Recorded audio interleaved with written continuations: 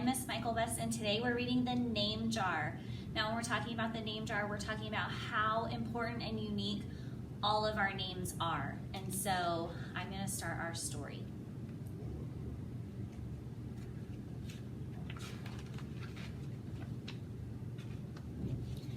Through the school bus window, Yunai looked out at the strange buildings and houses on the way to her new school.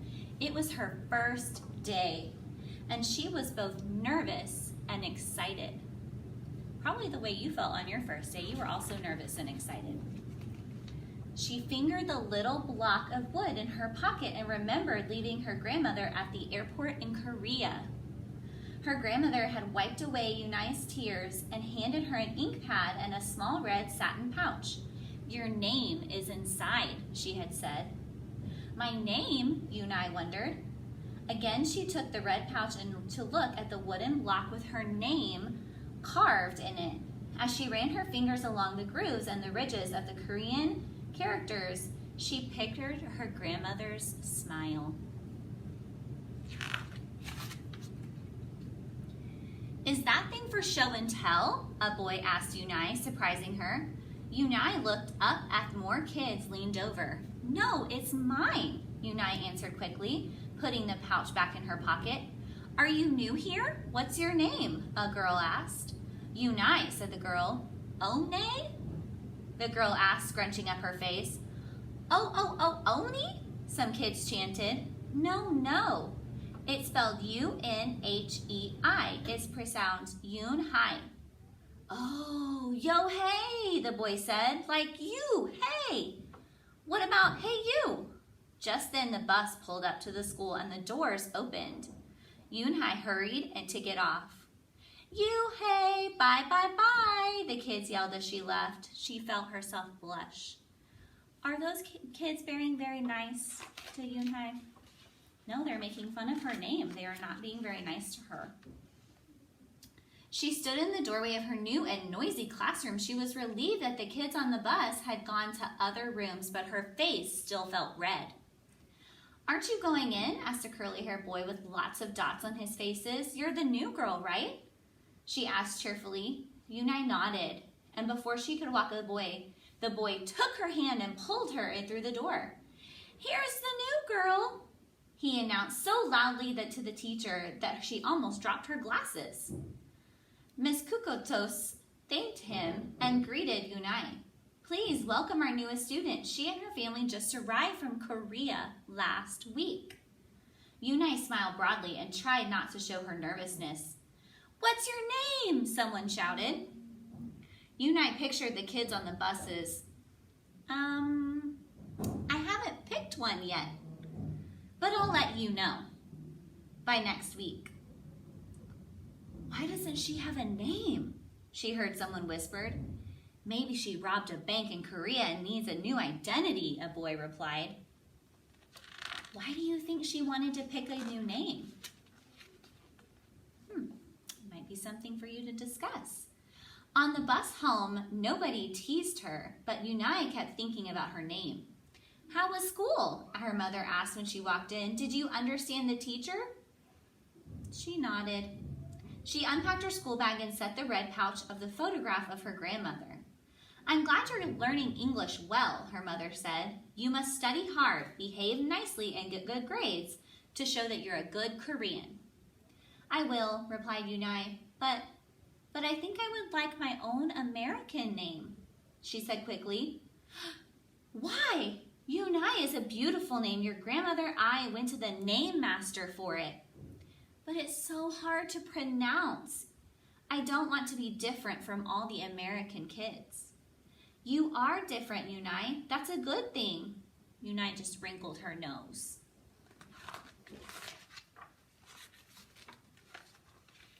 Later that day, Yunai and her mother went grocery shopping in their new neighborhood. They passed Fidel's Falafel, Tony's Pizza, and Dot's Deli. A big graffiti-painted garbage truck roared like a lion as it took off down the street. Nothing sounded or looked familiar until they got to Kim's Market. The sign was in both English and Korean. Her mother picked up cabbage to make kimchi, a Korean-style spicy pickled cabbage, and other vegetables and meat. She also found some seaweed, Yunai's favorite soup. It made Yunai smile. Just because we moved to America doesn't mean we stop eating Korean food. At the checkout counter, a friendly man smiled at Yunai. Helping her mother with the shopping, he asked. Yunai nodded. I'm Mr. Kim, he said. And what's your name? Yunai, he answered. Oh, what a beautiful name. Doesn't it mean grace? Yunai nodded again. My mother and grandmother went to the name master for it, she told him. A graceful name for a graceful girl. Welcome to the neighborhood, Yunai. That evening, Yunai stood in front of the bathroom mirror. Hi, my name is Amanda. Hi, my name is Laura. Maybe not. Nothing sounded right. Nothing felt right. I don't think American kids will like me, she worried as she began to brush her hair. Hi, my name Ashuli, said to the mirror with a mouthful of toothpaste. The next morning, Yunai arrived at school. She found a glass jar on her desk with some pieces of paper in it. Yunai took one out and read it out loud. Daisy. That's my baby sister's nickname, but she said you could use it if you wanted, said Cindy, who sat next to her. Yunai took out the rest of the paper. Tamala, she read. I got it from a storybook, said Nate. She was smart and brave. Yunai nodded and folded another piece. Wednesday. Yeah, like 'cause you came here on Wednesday, said Ralph. Thank you for your help. A smile spread over Yunai's face. Ralph quickly said, we'll put more names in. You can pick whatever you like, or pick them all. You'll have the longest name in history. So are the students in her class being nice to her? They're trying to help her pick a new name.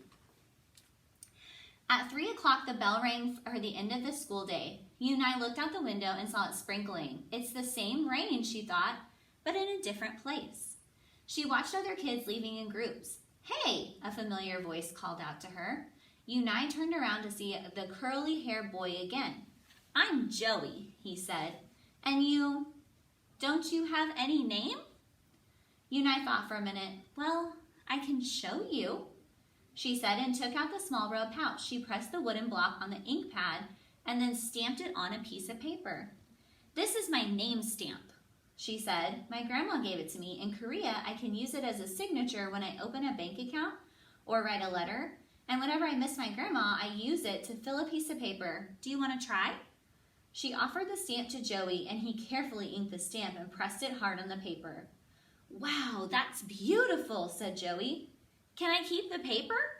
Sure, Yunai said, and the two of them shared her umbrella as they walked to the school bus. Every day, the jar got fuller with names, and Yunai read them all. She found a few names she liked, Miranda, Stella, Avery. They sounded interesting. I hope you choose the name I put in, Marco told her during snack time. I put 3 more names. They're my favorite street names. Maybe you should close your eyes and draw a name, Rosie suggested. Ralph frowned. That's silly. What if she doesn't like the name that she draws? Well, we didn't get to choose our names when we were born, did we? Rosie argued. Everyone thought about this. When Yunai got home from school that day, her little brother ran to give her a letter. It was from her grandma. To my Yunai, I hope you are enjoying your new school and your new friends. Be sure to help your mother and your little brother. Here is the moon is up and there's the sun. Here, the moon is up, but there the sun is up. No matter how far apart we are and no matter how different America is, you'll always be my Yunai, her grandma forever. Yunai took out her wooden stamp and filled the paper with it. She thought for a long time in front of the bathroom mirror. On Saturday, Yunai walked to Mr. Kim's store. Mr. Kim was helping a customer, but he looked up and greeted her. Hi, Yunai. Hello, Mr. Kim. Yunai replied. She felt as if she was back in her old neighborhood in Korea. "Hey," said the customer, turning around. It was Joey. "Your name is Yunai?" he asked her with wise eyes open. "Yeah, it's pronounced Yun-hai, and it means grace." Joey said it slowly and perfectly, and it made Yunai smile. "I'll have it ready for you tomorrow," said Mr. Kim to Joey. "Thank you, Mr. Kim. See you Monday." He left before she could ask him why he was at the store. On Monday, Yunai came to class early to look at the names one last time, but the jar wasn't on her desk. Instead, there was just a single piece of paper with a name on it. Yunai slipped it in her pocket. "Where's your name jar?" said Ralph. "I don't know," Yunai said. "It wasn't on the desk or any other desk, and it wasn't on the counters or any of the shelves." As other kids arrived, they helped her look. Soon, Mr. Kukutos came in, and Ralph shouted at him, "The name jar is gone! The jar with all the names in it." "Gone? Did you get a chance to read all the names?" Yunai nodded. She took a breath. "I'm ready to introduce myself." What name do you think she's going to pick? Are you ready to find out? Yunai wrote her name in both English and Korean on the chalkboard. "I liked the beautiful fun names and funny names you thought for me, but I realized I like my name the best. So I choose it again. Korean names mean something. Yunai means grace." "Grace, Grace," said Ralph. Yunai said her name again slowly and clearly. Soon the kids being able to say it better. Lots of American names have meanings too. When the class was dismissed, Yunai heard her new friends say goodbye. "Bye, Yunai. See you tomorrow." Yunai said goodbye and then looked around for Joey, but Joey was already gone. Yunai, come downstairs," Mother called up to your friend. "Your friend is here." There stood Joey, and in his arms was the name jar. "Where did you find it?" Well, I took it," said Joey. "But only because I wanted you to keep your own name, and you did." He reached in and pulled out the names. "Do you want to keep them?" "Thank you. I'll keep them as a souvenir," Yunai said happily. Then she pulled out a piece of paper from her pocket. "Do you want this back?" Joey grinned. "You can keep it. I'll return the name jar to class, but maybe you could put some Korean nicknames in it for us, names with good meanings." "I could do that," agreed Yunai. "I've already got a Korean nickname," Joey said. "Mr. Kim helped me choose it." Carefully, he pulled a small silver pouch from his pocket. Then he took out a dark wooden stamp with beautiful Korean characters carved sharply into it. He pressed it on the ink pad, and then on one piece of paper next to her name, "Chinku," he read,